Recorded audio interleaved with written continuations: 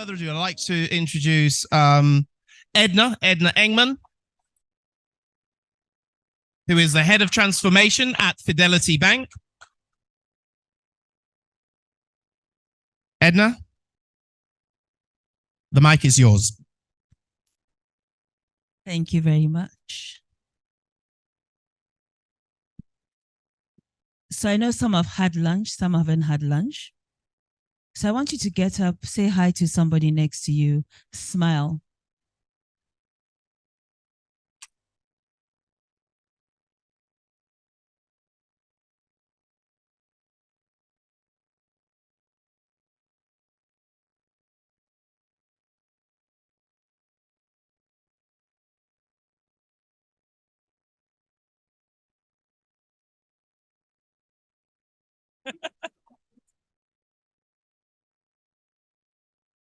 You can have your seats.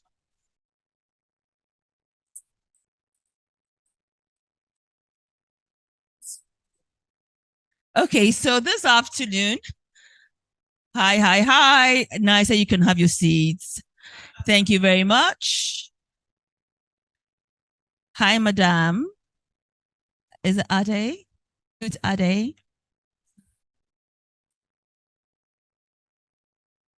Thank you very much. I beg your pardon?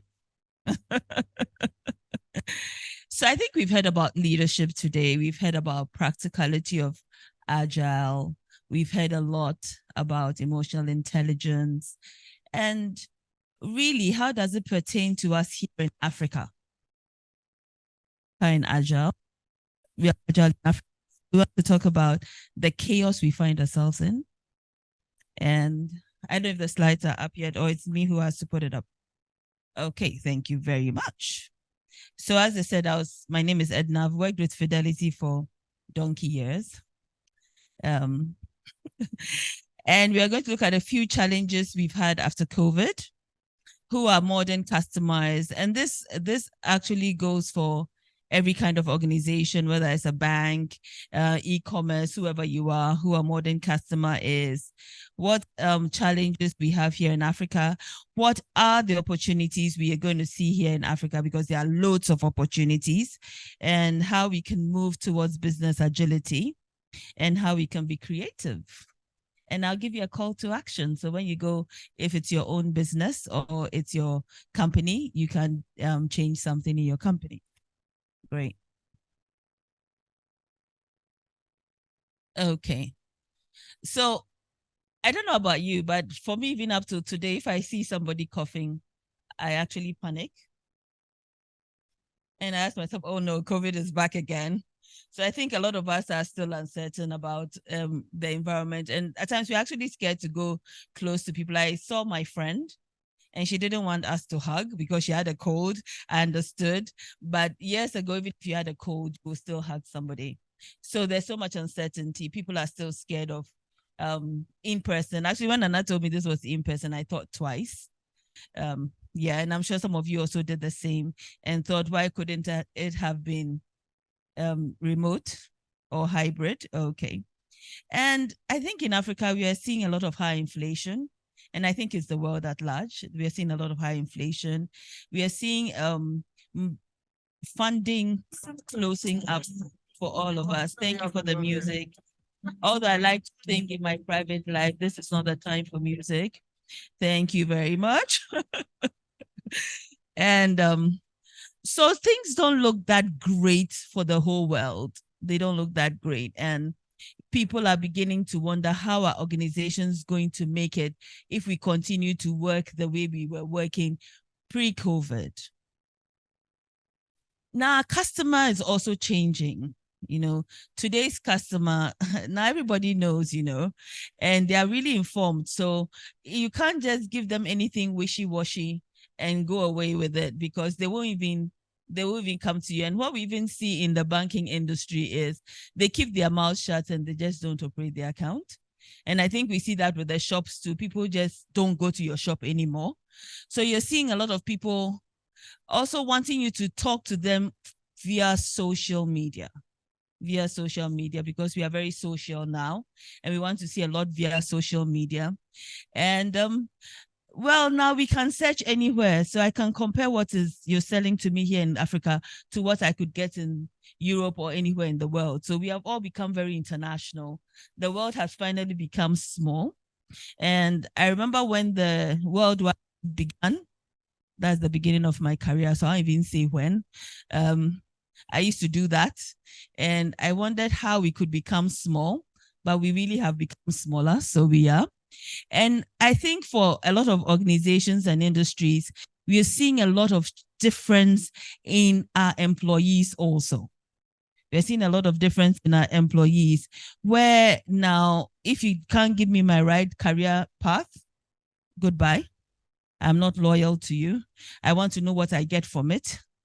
And I want you to engage me. I don't want you to give me instructions, because we're going to see that, especially in Africa, we have a very low age rate, or we are very low in age. So they want to, then we are very entrepreneurial. So we want to be treated that way.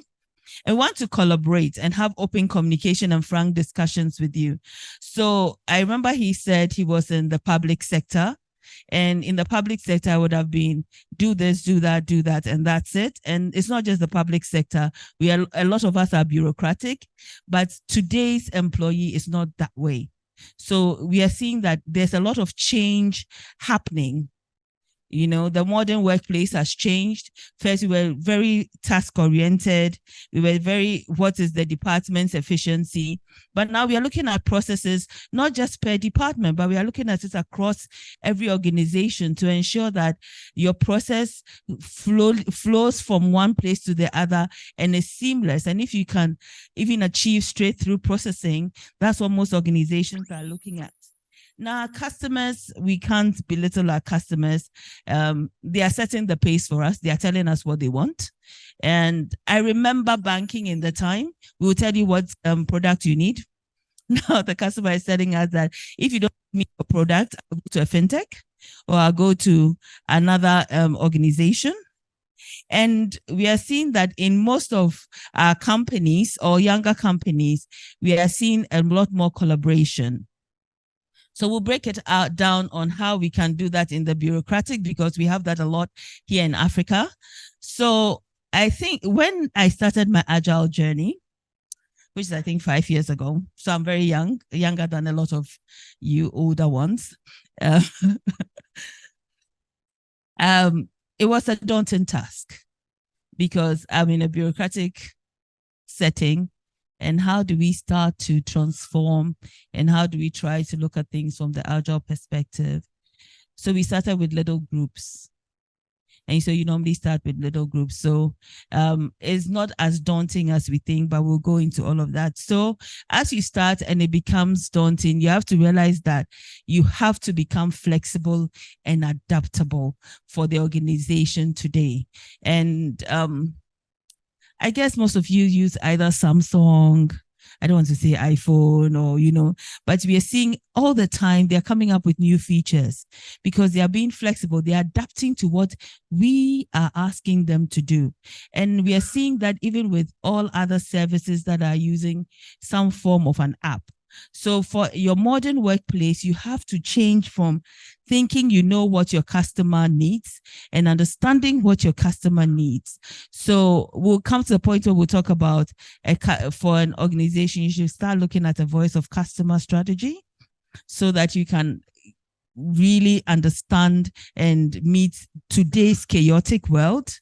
And there are a lot of new technologies.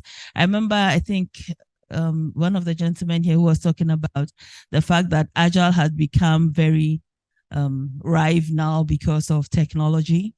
Agile started over 20 years ago, and we are in the tech age. And so we are seeing a lot of technology changing, AI, but I don't remember now really writing a letter with my head. I mean, that's not really it anymore. I just give my ideas to ChatGPT or to Bard, and they come and tell me exactly what I want. Then I take it and then I tweak it a little to sound like myself, and you're going. So we are seeing a lot of technologies. We are seeing data. We are seeing that there's so much we have and we are not leveraging. So we are seeing that we are finding ways of leveraging.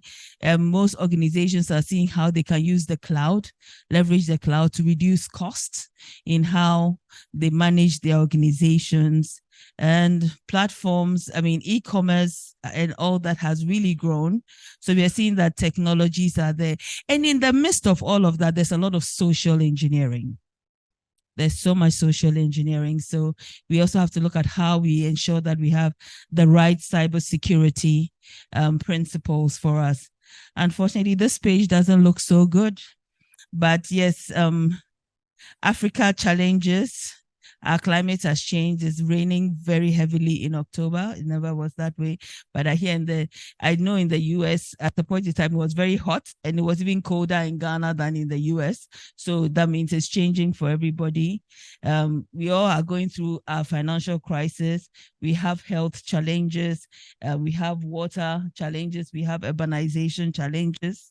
And in some of the African countries, ICT is not as rife as is coming up in Ghana, and we are hoping that we can all in Africa go down that line. So these are the challenges we have in Africa, and we can say it's a very drab or a doomsday-like thing, but there are opportunities in everything that doesn't work. So the great thing we have is we have a good population, and we're about 17.89%, and our median age is 18.8, meaning that we'll probably live much longer than most of the other continents, meaning we have a lot of opportunity to make it and to become Africa of choice for those brothers and sisters who have gone to the other continents to come back home to the motherland to help us continue building. So we are seeing a lot of opportunities. I think in Ghana, for instance, we probably have 240% plus of our people with some form of mobile telephony. We're seeing a lot of fintechs coming up. There's improvement in internet access. We are seeing a lot of financial solutions. And I talk financial because I live and breathe financial.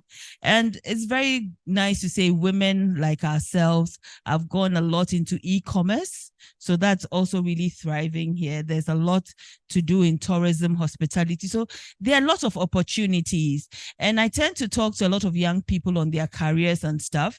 And some of them are like, oh, what can I do? There are no opportunities. So when you pull out all these opportunities, they've suddenly realized there's so much someone can do even as an entrepreneur and doesn't need to work with somebody. So as you're dreaming tonight, you can dream of one of these opportunities so you can have a side hustle, because everybody needs extra money in life. So the opportunities. I think even in Ghana, we are seeing a lot of mobile money transactions. Now we are becoming less cash dominant. And in Africa, we're very cash dominant. Everything we did was with cash, but you're seeing more people are using mobile money. We are seeing PAPS. PAPS is now the way we transfer money in Africa, and all the banks are getting on it. So we are even making things easier for ourselves through digital. So we see quite a bit. And if you can see, e-commerce seems to be rising, is at really the highest rise for us in Africa. So, and we are doing a lot of card business. So we are seeing a lot of ourselves moving towards e-commerce, towards things to do with encouraging our businesses. So I want us to pause for a minute and put yourself in your business and ask yourself, what can I change when I get back? And that takes me to growth comes from chaos, not order. And why I say it comes from chaos and not order is things don't look good. Economies don't look good. There's a lot of crime going on. Everything seems topsy-turvy, and we feel like there's nothing we can do anymore, but we can still grow in fact, is the place to grow. I do remember when COVID came up, a couple of people went into face masks and stuff, and they made a lot of money at that point in time. So that just tells you that even in that situation, there was an opportunity for growth. So I don't want us to think that we are in doomsday. There's a lot of opportunity. So how do we as organizations move from where we are to be the opportunity, the business of choice for our customer? Because we've come from a very bureaucratic background, and things have changed, we really have to understand our industries a little more and the marketplace a little more and see what our competitors are doing. In the olden days, we call this SWOT analysis. But yeah, you'd actually give yourself more strengths than weaknesses, and you may not see, you look at the threats and give yourself less opportunities. But now you're saying, understand what is going on out there, understand who your governing bodies are, and especially the market shifts and technology. We can't belittle technology because that is really what we are all thriving on today. So now organizations are no more telling you what we are giving you, but with this opportunity now for our organizations, we need to see what is out there and see how we can meet our business growth, we can meet our customer loyalty, what our strategic focus is, and employee value proposition has become very, very critical. I think we have even gotten to the level that we are looking at employee architecture. To mean by telling the employee that this is what your path is, this is what we've mapped up for you, and we go according to that. So there's a lot hinging on that, and operational models are changing. Can we continue to work in silos? I don't think so. We need to start to see how we can work collaboratively and together. So even within our own organizations, we are beginning to see that we need to change the things we are looking at and the way we are doing things. And a lot of this change comes from the top. What you realize for us who practice is it's very easy for those from the middle level downwards to accept change, but it's very difficult for those who are a little bit older or are leaders to accept change. So we're saying that to really become an agile organization, and I think and I'll break it down a bit once I finish this, to become an agile business, it must start from the C-suite. It must start from the boardrooms. It must start from the strategy sessions. And we need to move away from saying, this didn't happen and you didn't do your job. And we need to go back to the whys, the 5 whys, asking, why did this happen? Why did that happen? Why did it happen? Why did it happen this way? Why did it happen that way? Believe me, when you do that, those whys, at the end of the day, you get to the root of it. So we are now problem solving, and it has to come from the top also. It can't be done only from the middle. And in doing that, your culture begins to move. And it begins to change because now the C-suite is into the change, wanting to change the organization, wanting to see what the problem is. So they also begin to change. So as they begin to change, it actually begins to cascade down to all of us. So that's how we see the impact of them and the system of working change. And I think a lot of bureaucratic organizations, it's a lot of stick and not the carrot. So I think that in everything you do, not just be a servant leader, but also be an empathetic leader. And when we say an empathetic leader, you have to know what the people you're working with, what they feel, what they know, so you can carry them along. So for all those here who are the leaders, really, the change and managing this chaotic world we find ourselves in, where everybody is doing the same business, and how do we thrive in the business? A lot sits on us. If we can walk that talk, it would really help change organizations. So Angela talked about leadership, and leadership is critical for you and I. And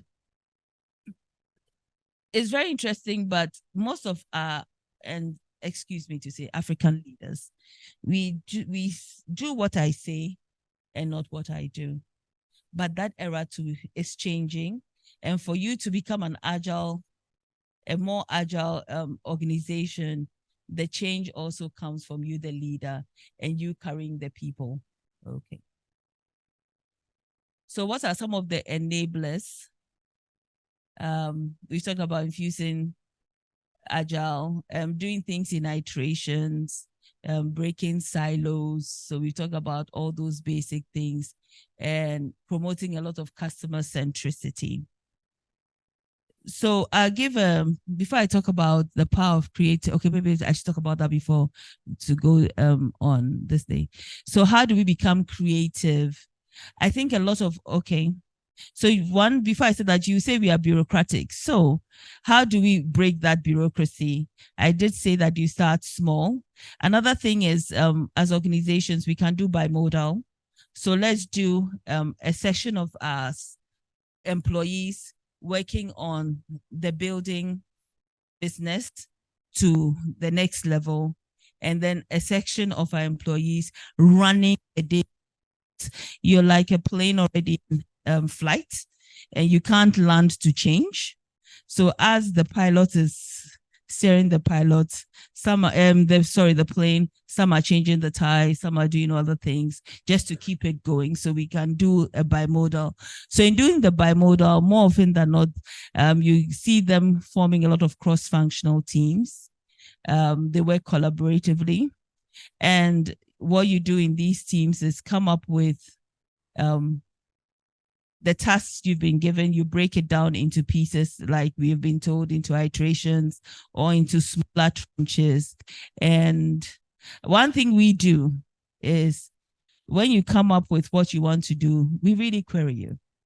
So the team themselves query you on how to get it to be the best. So that's where you see everybody jaw-jawing, going back and forth. And in doing that, you come up with a more creative way of doing things, because it's knowledge is not in just one person's head. So because it's not in just one person's head, you need different people to give you their perspective of exactly what needs to be done. So you have your creative sessions, and very critical for us in our organizations, we need to reward our teams. A lot of the time we have performance management systems that only reward what you do and not what the team does. So we need to come up with ways to reward our teams, so that our teams feel like they are together and they are achieving together. Once we do that, we see that I'm trying to shine over you, and someone talked about shining over the other person. I'm trying to shine over you begins to dwindle, because you know that together we are making it. Divided, our team is not making it, and everyone wants to make it. Yeah. And so we've already talked about the fact that it's time bound. Because people have talked about some of the things, I don't want to go into too much detail. That it's time bound. And the interesting thing about time bound is, the first time I started saying, I realized that you really have to do the work before you come. Because when you come and everybody is saying, this is what I did, these were my impediments, and this is what I'm going to do, and you come the next time and say, I couldn't do it, you look funny. So immediately what happens is, you get people to be more committed to the goal. You get people more committed to your goal. So you suddenly see a lot of change, people feeling that they own it because they know that as a group we did this. So because of that sense of ownership, they keep to ensure that things are going on. And that's how we become creative. And I believe that's how a lot of the organizations that we are all aspiring to, who are listening to their customer and changing according to, are beginning to change, because you're seeing that this is what we did together, and it gives you a sense of pride that I did this and this worked. Okay. So we've talked about Agile. And this is just a saying that I like, that if you're combining agile with critical thinking, with creativity, you can adapt to any challenge you see in the world, and together you achieve and ensuring that all your processes have been seen to.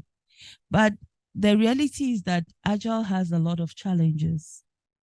It has a lot of challenges because, one, to begin to align this new strategy to the old way we strategy is very difficult.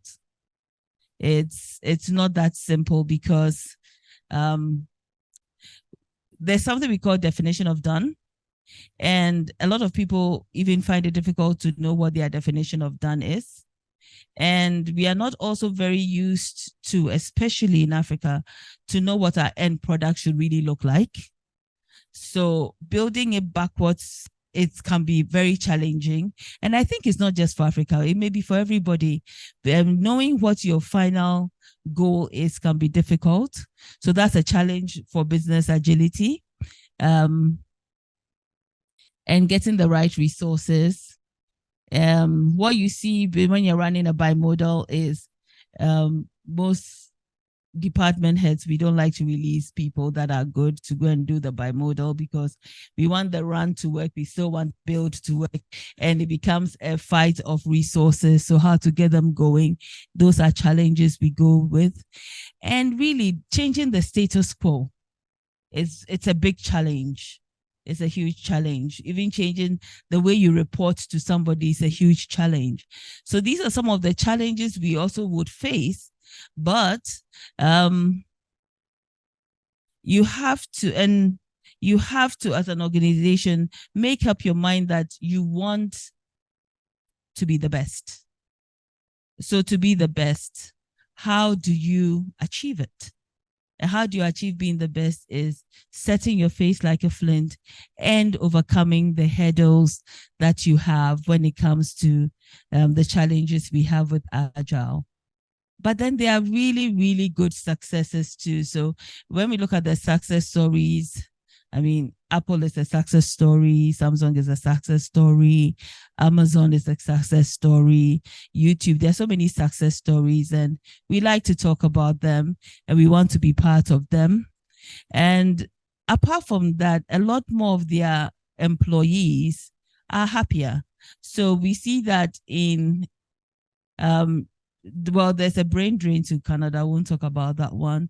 But we also seen a lot of drain to other companies who are giving employees a better employee value proposition. So meaning that if we also put that in place, then we keep and retain our good staff. You see a lot more satisfaction. You see collaborations. The silos break. We are very customer centric. We are efficient. We continually improve what we do. And the agile mindset becomes part and parcel of who you are. It becomes part and parcel of who you are. And you don't make decisions based on just what you think as an organization, but they are data-driven decisions you make. So I know some people are hungry, so I try to make this as short and dandy as possible. So what do we really need to do for entrepreneurs who are here, for those who are in organizations already, who may be like me, who has the mandate, the audience task to help transform their organization? Come up with your clear plan on the market, how you understand it, your customer. You can even go back and do your SWOT analysis and re-strategize as an organization. And as you re-strategize as an organization, start learning the new ways of working. Agile may not work for you. Something else, Kanban will work for you. And what we should know in our organizations is you don't necessarily have to just do Scrum.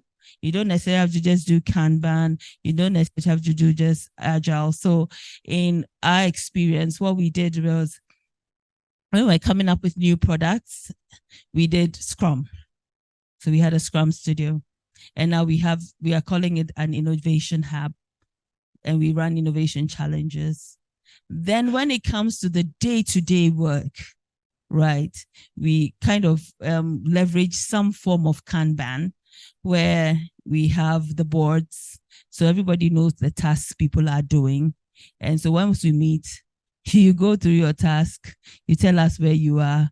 If you have achieved it and you have done it, we put it in done. You pick a new task and you handle the task.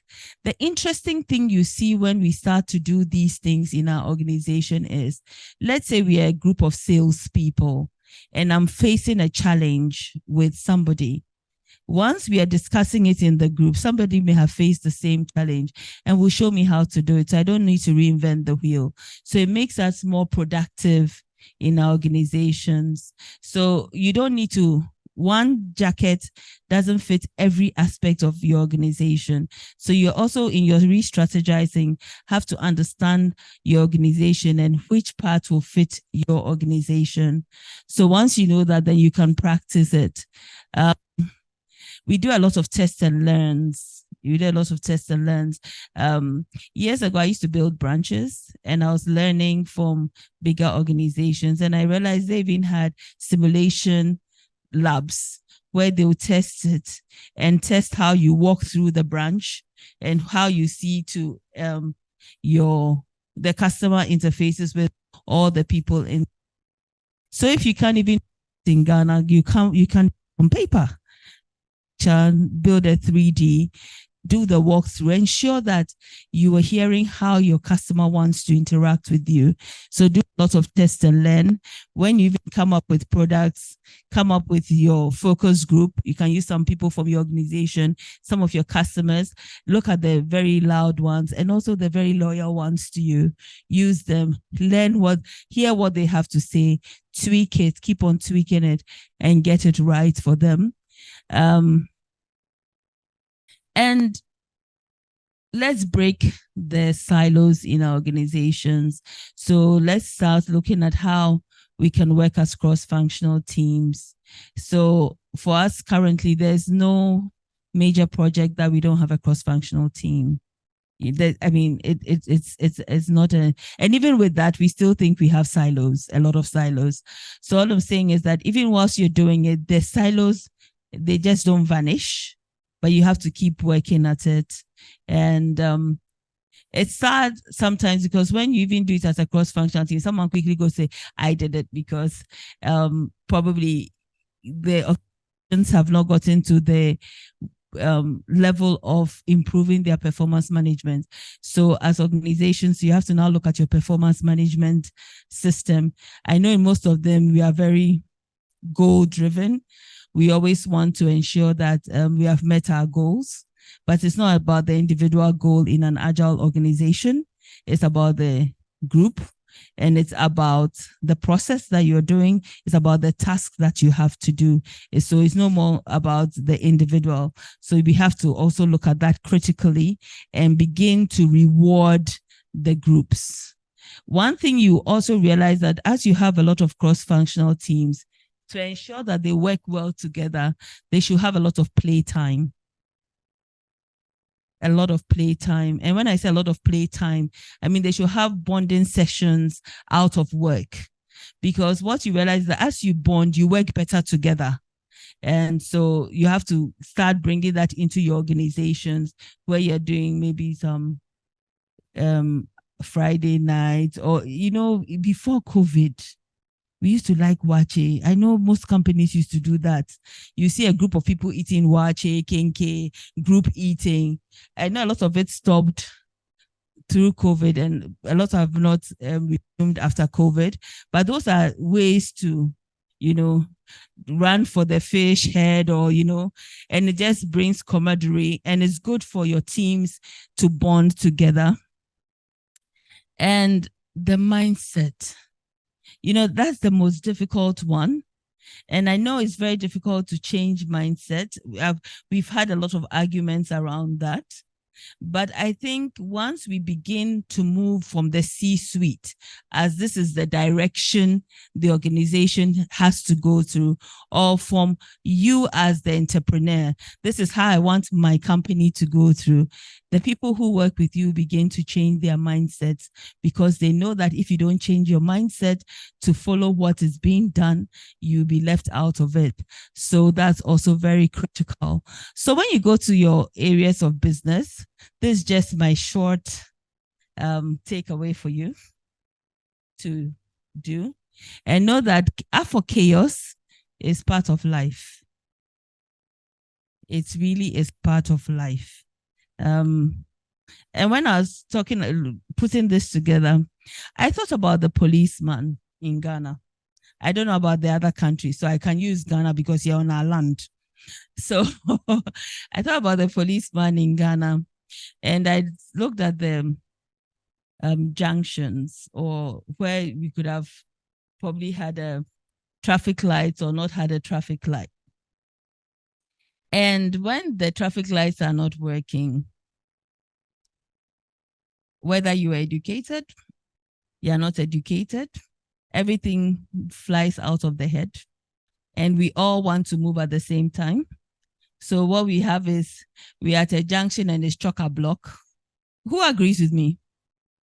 Yeah, it's chock-a-block. Nobody is moving.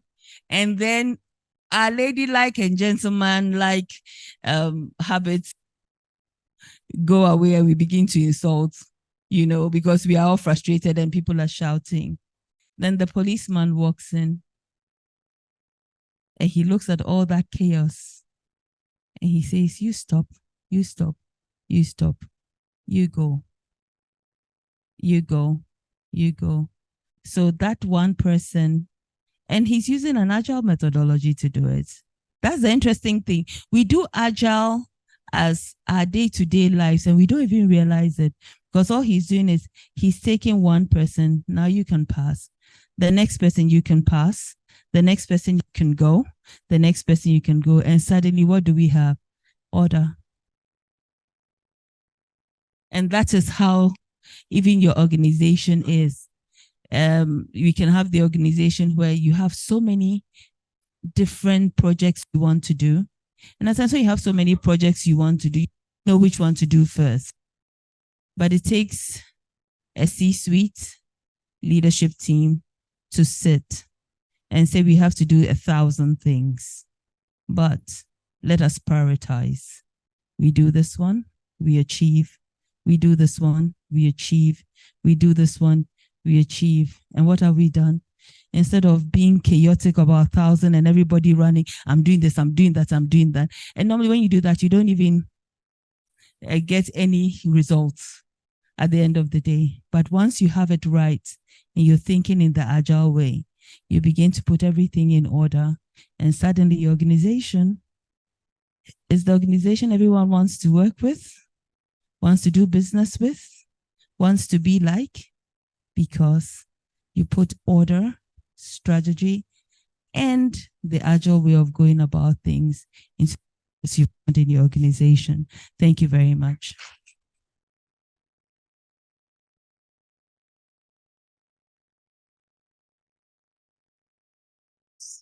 Brilliant. Wasn't that superb?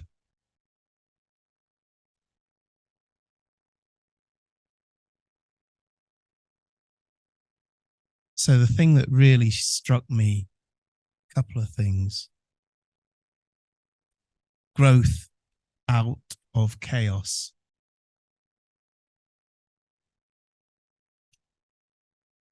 That gives us a lot of hope, right? If you think about what happens, you could take lunchtime. You could take what happens, as Edna pointed out, on some of the roads. Or you could take what happens or what is happening in the US Senate right now. Right? You could, couldn't you? It's chaos. But out of chaos, we get growth. So there's reasons to be optimistic. So you're all right, guys. You're all right. And this thing about Agile transformations, and I know some of my colleagues, my Agile colleagues, will have some strong opinions on this. Agile transformations needing to be top down from C-suite. Some say top down, some say bottom up, some say top down with bottom up support meeting in the middle. But I would suggest that if C-suite decides that the organization wants to move in an agile direction, you probably end up with a more permissive environment. That's what I would probably suggest. But that's just me. What do I know? The problem is, when you think about yourself and you think about what you really know, compared to what there is to know, it's kind of insignificant, right? Which is why we have these interactions to share ideas. So Edna, thank you for that valuable and precious insight.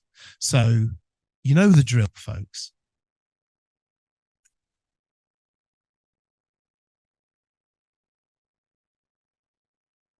And you know what happens next. We'd like to follow up with some more questions for Edna. So who would like to kick us off? Yes. All right, they're making me stay awake. Bewildering speed, right? Yeah. Hello, I'm Samuel. I just wanted to ask, what are some of the challenges you've encountered rolling out Agile in your organization, and how did you navigate those challenges? Thank you.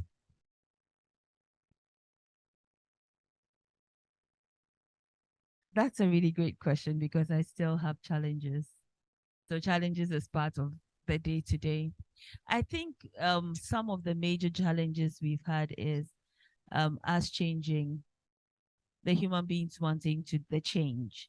So we hear a lot of, yes, let's change, but actually walking the talk becomes very difficult. And when it's not working the way the person who said let's change says, then they blame you that you couldn't get it done. So those are some of the challenges.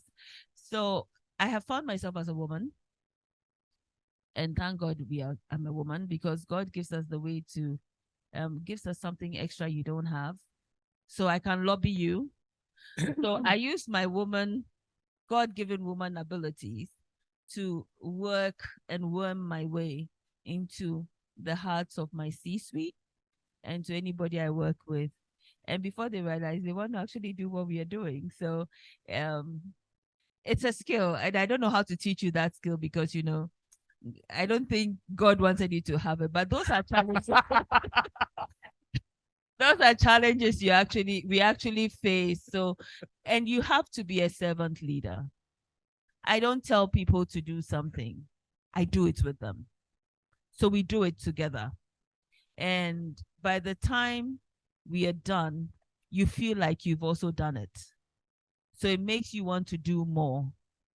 So, and he said something about bottom up. The bottom, middle to the bottom, you don't have a problem.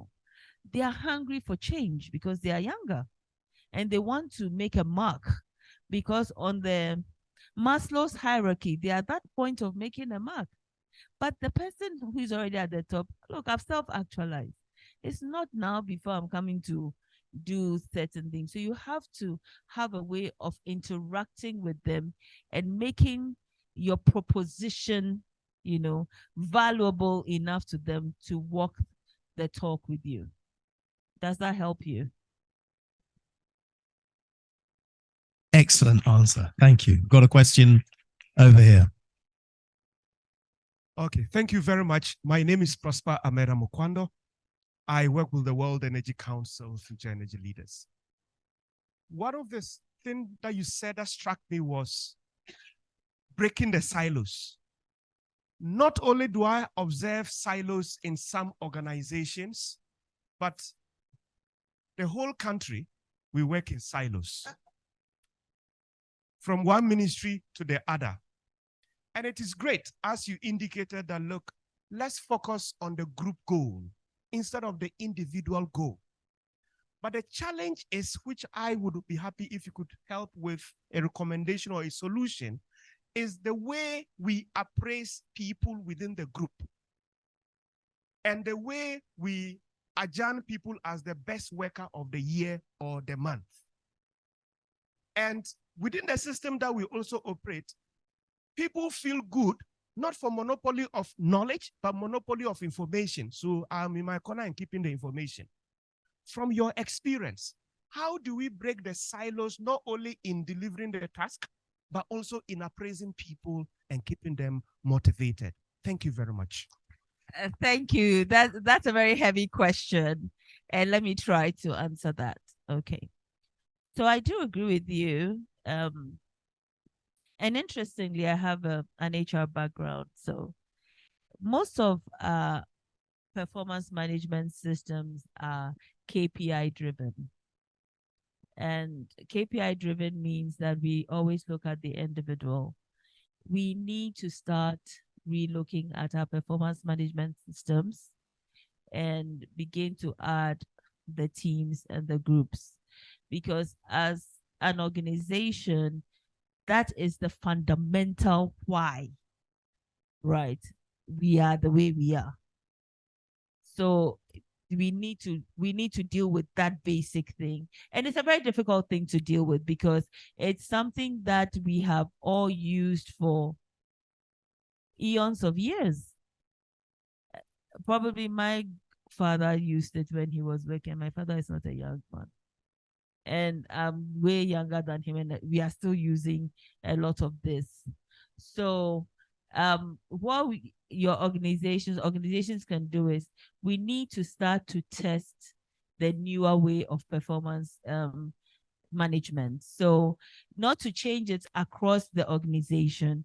You take, let's say, 2 departments that probably work more collaboratively and begin to give them tasks as a department.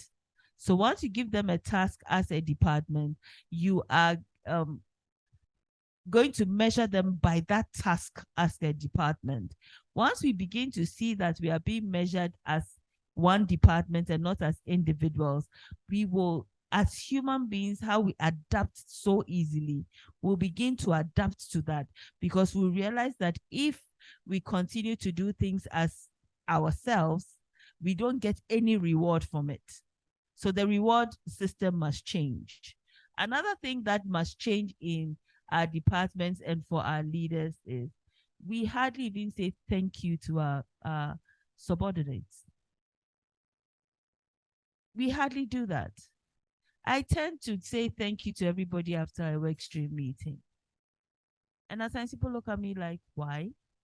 Because you need to appreciate the effort everybody puts into what they do, right? So we also have to look at that from the leadership perspective.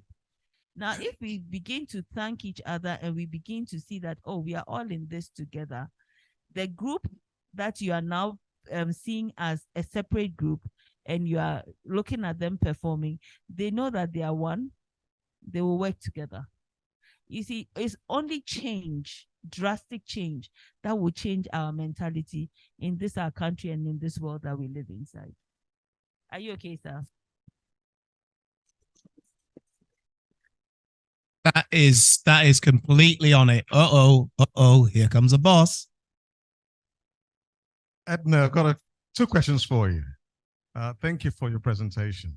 So the first one is, for those who are here and new to all of this, can you just say a brief, just something, what was your first experience when you got to learn about Agile? What was your first experience, your first thought? What came to mind?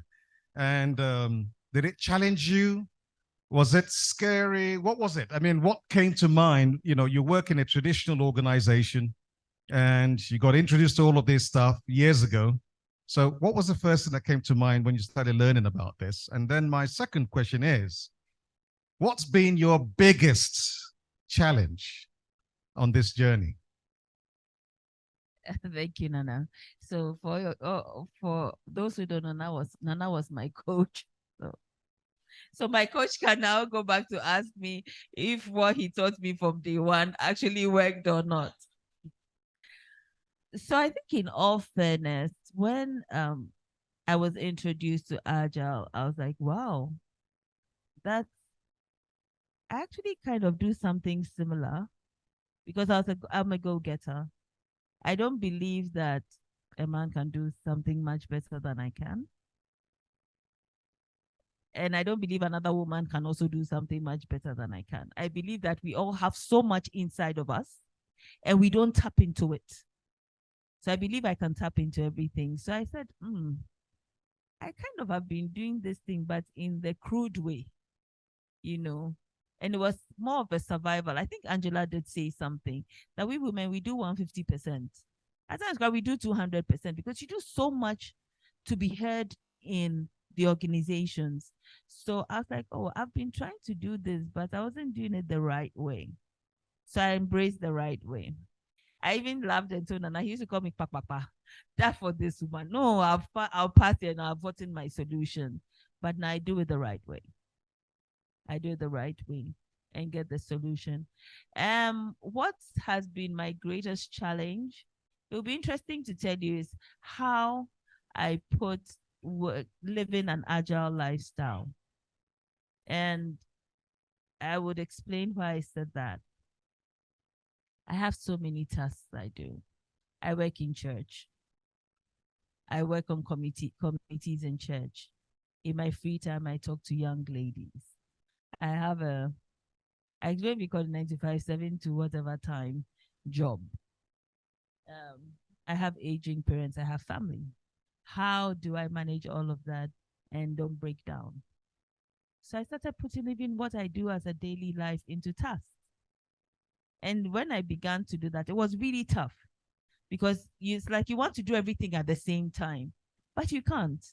So I started learning how to take it one at a time. And I realized that when I started doing that, I have become more productive and I can help other people even better because I've bettered myself. But the change for the personal life was the most challenging. Wow. Wow. You are getting gold here today. Absolute gold.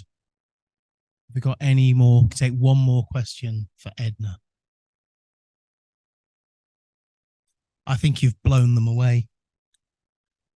I genuinely do think you've blown them away. Oh, there's one more. This will be the final one.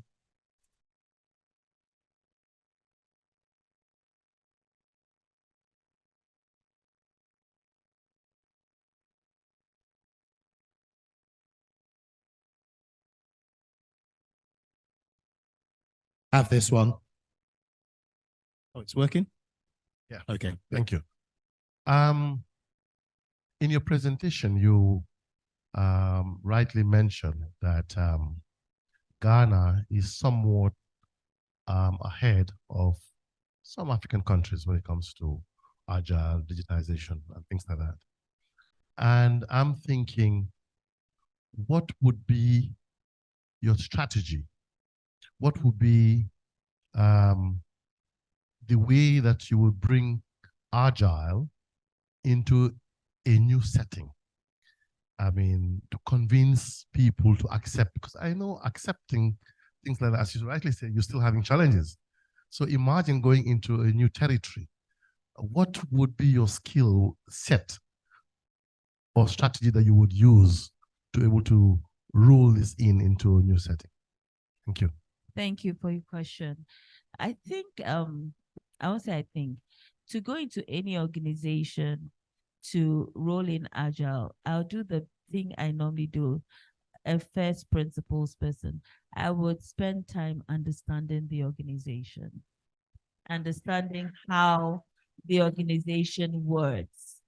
Once you understand the rudiments of any organization, then you know how you can pitch the change for them.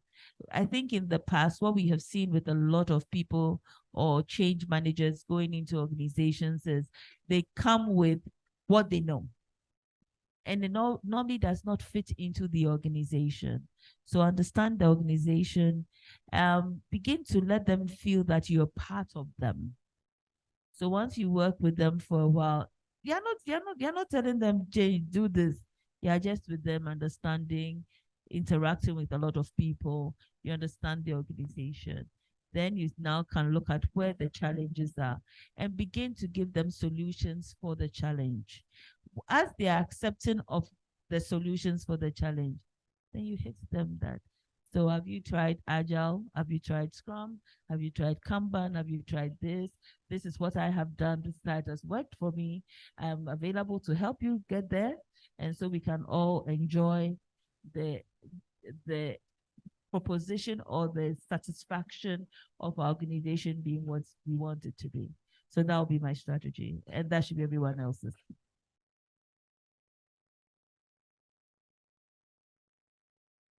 Rob, Thank you, Edna.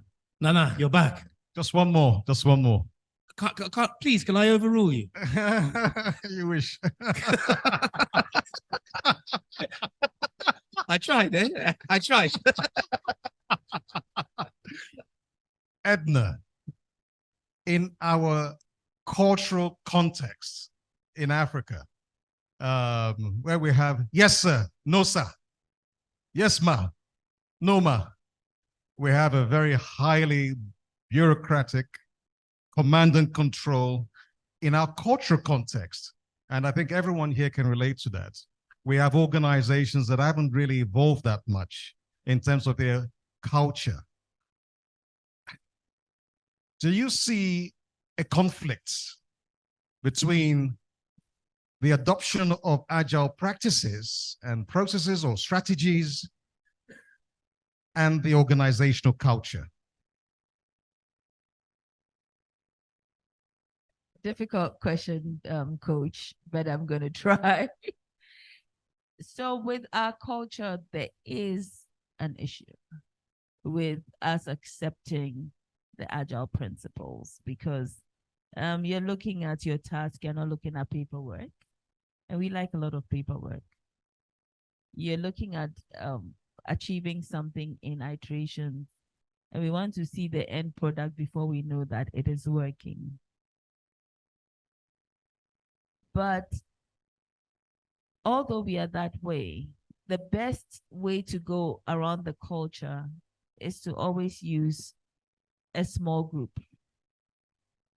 So don't start your journey as saying, oh, today we've had Agile. Tomorrow the whole company is going to become Agile. Total failure. I mean, forget it. It won't work. Take one group. Do something with the Agile way of doing things. Change the culture there. Let C-suite come as your stakeholder to come and see what you have done. And Anna, you can attest to when we did the Scrum Studio. It was really interesting because we were very bureaucratic, but for stakeholders to see us coming up with products, which we are still using in 6 weeks instead of in 2 years, it made a huge difference. So that's why we're saying that you have to test and learn it. If you don't test and learn it for your organization, that culture will never change because we are innate as Africans that the elderly are always right. The elderly must be respected. What they tell you must be taken. And we are not saying that in Agile, what they tell you must not be taken. Don't get me wrong. But you also have a say on how to make sure it is working. And you have to find a gentle way for them to understand that aspect and imbibe it. But they would understand when they see the results, because guess what? Every organization is results oriented. So if you don't have the results for it, you can go and talk and it won't work. So let's see the action And then we begin to see the change. And even with that, it's not easy to get the change. It takes a lot to start to break the bureaucracy. So it's not a 1 year journey. It's not a 2 year journey. It could be a 3 to 5 year journey, but you have to be ready to take the journey. And when you're taking the journey, there'll be a lot of hiccups. There'll be a lot of failures. But what you need to tell yourself is you dust yourself off and say, I can do it. And you keep going. And that's how I face most of my challenges. When it doesn't work or I have a lot of hurdles, I wake up, I look at my face, I pat myself. You have done well, Edna. Keep going. Then you keep going. So that's how we can begin to deculturize our innate culture.